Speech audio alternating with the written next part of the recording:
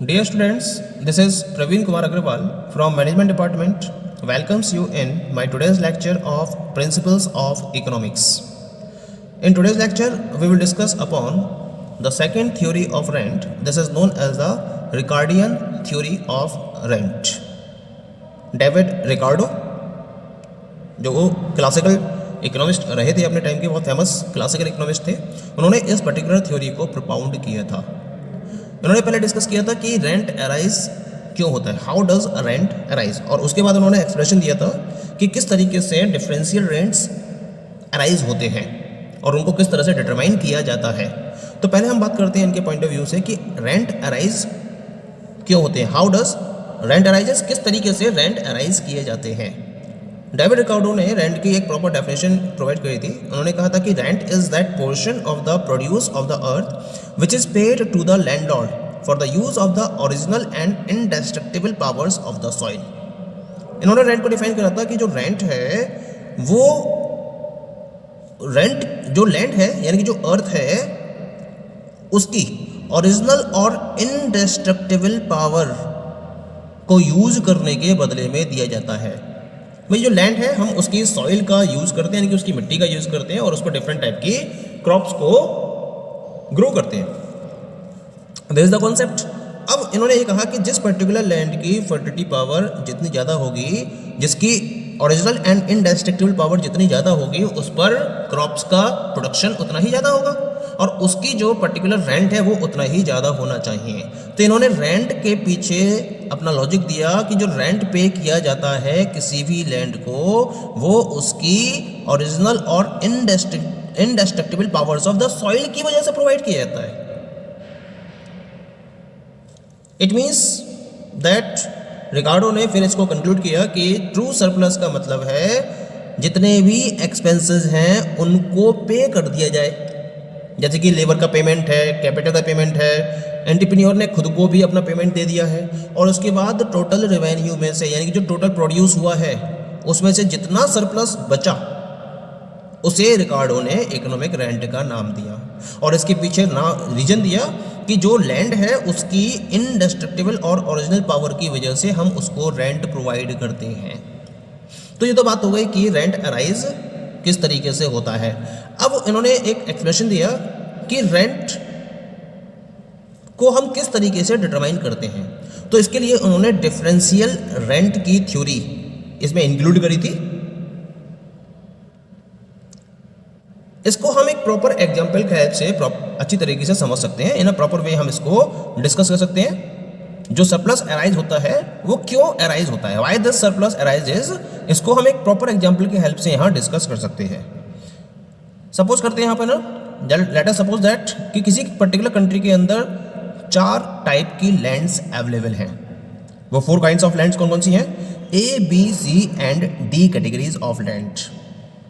यहाँ जो मैंने कैटेगरीज को डिवाइड किया है वो सुपीरियरिटी से इन्फीरियरिटी की तरफ मूव करते हुए डिवाइड किया है। यानी कि जो A कैटेगरी ऑफ लैंड है it is the most superior land, B की जो सुपीरियरिटी है वो A से कम है, C की सुपीरियरिटी B से भी कम है और जो D की सुपीरियरिटी है वो सबसे कम है। तो इसे हम बोलेंगे A को फर्स्ट ग्रेड लैंड, B को कहेंगे सेकंड ग्रेड लैंड, C को कहेंगे थर्ड ग्रेड लैंड और D को कहेंगे हम fourth grade lands. That is clear. अभी हमने फोर्थ ग्रेड लैंड्स तक की यहाँ पे बात करी है, यानी कि जैसे जैसे हम इनकी इनडेस्ट्रक्टिबल पावर्स की बात करेंगे वो लगातार क्या होगी, कम होगी। ए की इनडेस्ट्रक्टिबल और ओरिजिनल पावर जो होगी वो सबसे ज़्यादा होगी और डी की जो इनडेस्ट्रक्टिबल और ओरिजिनल पावर है वो सबसे कम होगी। ये बात तो क्लियर हो गई, ठीक है।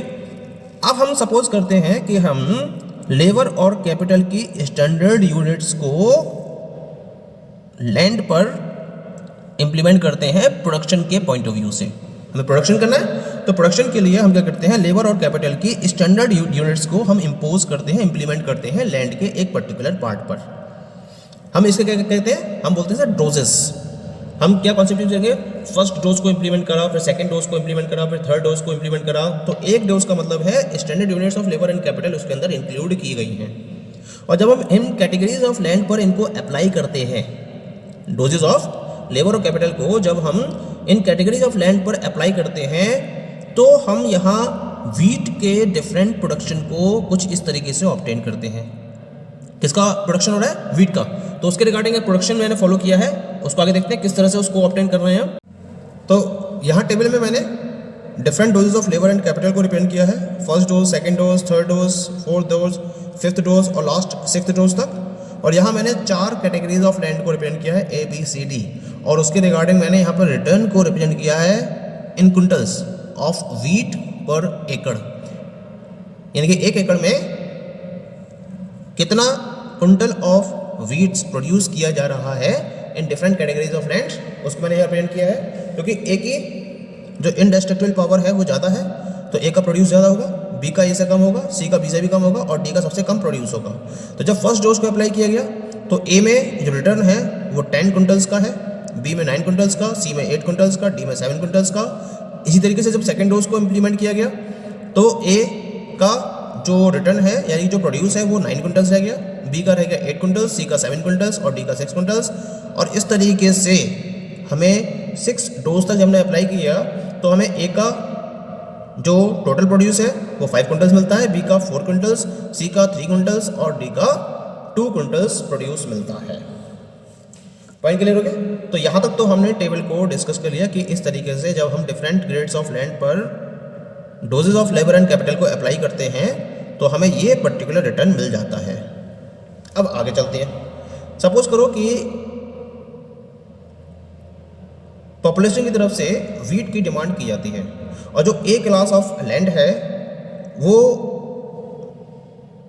कंप्लीट डिमांड को मीट करने की कैपेसिटी रखती है, यानी जितनी डिमांड मार्केट में आ रही है इन द प्रेजेंट उन सारी डिमांड के अकॉर्डिंग जो प्रोडक्शन है वो कंप्लीटली फॉलो हो रहा है under the A grade land जब हम फर्स्ट डोज ऑफ लेबर और कैपिटल की उस पर इम्प्लीमेंट करते हैं। तो इसका मतलब ये जो लैंड होगी ये एक नो रेंट लैंड होगी, क्योंकि जितना प्रोडक्शन होगा उतनी ही कॉस्ट उसमें इन्वॉल्व होगी। अगर मैं ट्रांसफर अर्निंग के कॉन्सेप्ट की बात करूँ तो उसके पॉइंट ऑफ व्यू से अभी इसका कोई नेक्स्ट बेस्ट यूज है नहीं, तो जब नेक्स्ट कोई बेस्ट यूज नहीं है इसका तो जो उसकी कॉस्ट है वो उसके रिटर्न के बराबर होगी। तो ये क्या हो गई, ये एक नो रेंट लैंड के कॉन्सेप्ट को डिफाइन करेगी, क्योंकि यहाँ पर कोई भी रेंट अराइज नहीं होगा, क्योंकि ये फ्री गिफ्ट ऑफ नेचर है अभी आपके पास, तो इसी वजह से इस पर कोई भी रेंट अराइज नहीं होगा। लेकिन सपोज करते हैं कि पॉपुलेशन में इंक्रीमेंट हो जाता है और पॉपुलेशन में इंक्रीमेंट की वजह से डिमांड भी लगातार बढ़ने लगती है। अब जब डिमांड बढ़ेगी तो डिमांड के बढ़ने की वजह से आपको प्रोडक्शन भी ज़्यादा करना पड़ेगा, और उस प्रोडक्शन को बढ़ाने के लिए आप क्या करते हो, फर्स्टली ए ग्रेड लैंड पर आप केवल फर्स्ट डोज को अप्लाई कर रहे थे, अब आप ए ग्रेड लैंड पर second dose of capital and labour को अप्लाई करोगे, और उसके साथ साथ जो बी ग्रेड लैंड है उसको भी अंडर कल्टीवेशन लेकर आओगे, क्योंकि ए से आपकी पूर्ति नहीं हो रही है। अभी ए जो है वो पॉपुलेशन की डिमांड के अकॉर्डिंग रिक्वायर्ड फूड की सप्लाई को अवेलेबल नहीं करा पा रहा है। तो आप क्या करोगे, बी ग्रेड लैंड को भी कल्टीवेशन में लेकर आओगे, उसमें भी आप प्रोडक्शन करना स्टार्ट कर दोगे और उसमें आप लेबर और कैपिटल की फर्स्ट डोज को अप्लाई करोगे। अब जब आप ऐसा करते हो तो जो आपने सेकंड डोज अप्लाई करी लेबर एंड कैपिटल की, उसकी वजह से ए ग्रेड लैंड का जो टोटल प्रोड्यूस है वो 9 क्विंटल्स कर रहा है, यानी कि ये इसका सेकंड बेस्ट यूज हो गया ट्रांसफर अर्निंग के पॉइंट ऑफ व्यू कॉन्सेप्ट से। पहले डोज में उसका जो टोटल प्रोड्यूस था वो 10 क्विंटल्स का था और सेकंड डोज में उसका प्रोड्यूस हो गया 9 क्विंटल्स, यानी कि ये इसका नेक्स्ट बेस्ट यूज हो गया ए ग्रेड लैंड का।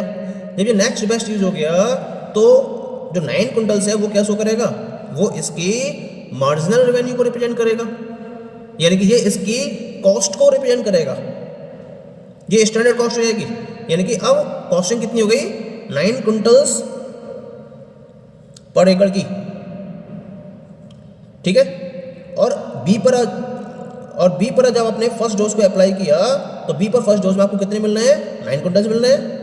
तो 9 क्विंटल्स ही कॉस्ट होगी और 9 क्विंटल्स ही क्या होगा, टोटल प्रोड्यूस होगा। तो बी तो होगा आपकी नो रेंट लैंड, ठीक है। अब बात करते हैं ए की। तो ए के रिगार्डिंग यहाँ आप देख सकते हो नीचे मैंने इसको नोट किया है टेबल के अकॉर्डिंग, जो 1 dose of labour and capital की कॉस्ट है वो 9 क्विंटल्स के बराबर हो गई। जो 9 क्विंटल्स प्राइस है वीट का उसके बराबर इसकी कॉस्ट हो गई, और ये क्या है, price of 9 quintals of wheat produced on land B. Clear हो गई। इसका मतलब जो बी का रेंट हो गया वो कितना हो गया 9 - 9 यानी कि 0, यानी कि अब जो बी है वो नो रेंट लैंड की कैटेगरी में आ गई। लेकिन जब हम लैंड ए के रेंट की बात करेंगे तो लैंड ए पर टोटल प्रोड्यूस कितना हो गया, फर्स्ट डोज में 10 क्विंटल्स मिल रहा है और सेकंड डोज में 9 क्विंटल्स मिल रहा है, तो टोटल प्रोड्यूस हो गया 19 क्विंटल्स का। और कॉस्ट कितनी आएगी, क्योंकि टू डोजेज आप यूज कर रहे हो और एक डोज की कॉस्ट है 9 यूनिट्स 9 क्विंटल्स, तो 2 डोज की कॉस्ट हो जाएगी 2 × 9 यानी कि 18, और 19 - 18 कितना हो गया, that is price of 1 quintal wheat. तो ये इसका रेंट हो गया लैंड ए का, this is the rent of land ए।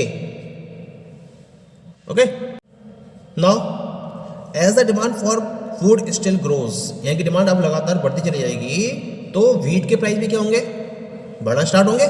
और जब व्हीट के प्राइस बढ़ेंगे तो केवल तभी ये प्रोसेस कंटिन्यू होगी। प्राइसेस बढ़ने जरूरी है, अगर प्राइसेस नहीं बढ़ेंगे तो ये प्रोसेस आगे नहीं बढ़ेगी। और जब प्राइसेस बढ़ेंगे तो आप क्या करोगे, आप इस पोजीशन में होगे कि आप more and more units of labour and capital को लैंड सुपीरियर लैंड्स पर अप्लाई कर सको एक तरफ, और दूसरी तरफ जो इन्फीरियर लैंड्स हैं उनको आप कल्टीवेशन की प्रोसेस में लाना स्टार्ट कर देते हो। ये काम आप करना शुरू कर देते हो। तो जो अवेलेबल डोजेज हैं वो इस तरीके से आप अप्लाई करोगे जिससे कि आपको कल्टीवेशन के मार्जिन के मुकाबले इक्वल रिटर्न मिल सके, यानी कि जो आपकी कॉस्ट आ रही है उसके मुकाबले आपको इक्वल रिटर्न मिल सके। इस तरीके से डोजेस को आप अप्लाई करोगे। एग्जाम्पल के तौर पर अगर आपके पास 10 डोजेस अवेलेबल हैं तो आप क्या करोगे, 4 डोजेस तो ए लैंड पर अप्लाई करोगे, 3 डोजेस बी लैंड पर अप्लाई करोगे, 2 डोजेस लैंड सी पर और 1 डोजेस लैंड डी पर अप्लाई करोगे। इससे से क्या होगा, जो मार्जिनल या लास्ट डोज है that has been applied to each class of land, it will give the same return. और ये सेम रिटर्न कितना होगा, क्योंकि हम डी क्लास लैंड पर कितनी डोज अप्लाई कर रहे हैं, 1 डोज, और जब डी पर हम 1 डोज का अप्लाई कर रहे हैं तो हमारा रिटर्न है 7 क्विंटल्स।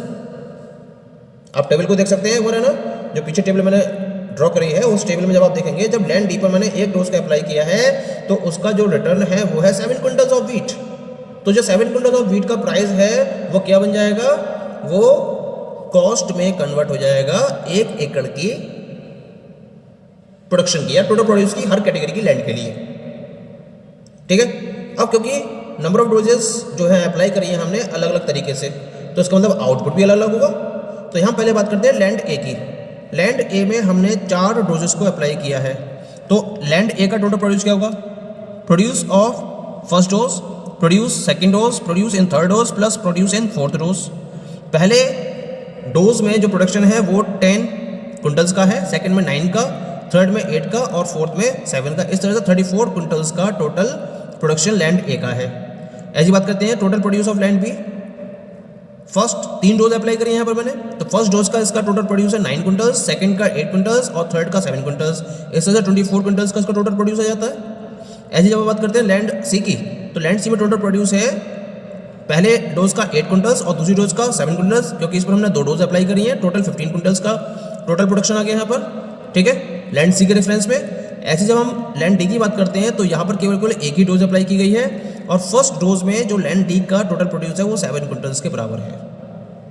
और इसके साथ साथ हमने क्या बात करी थी यहाँ पे ना, जो कॉस्ट ऑफ प्रोडक्शन है ईच ग्रेड ऑफ लैंड की वो किसके बराबर है, 7 क्विंटल्स पर डोज के बराबर।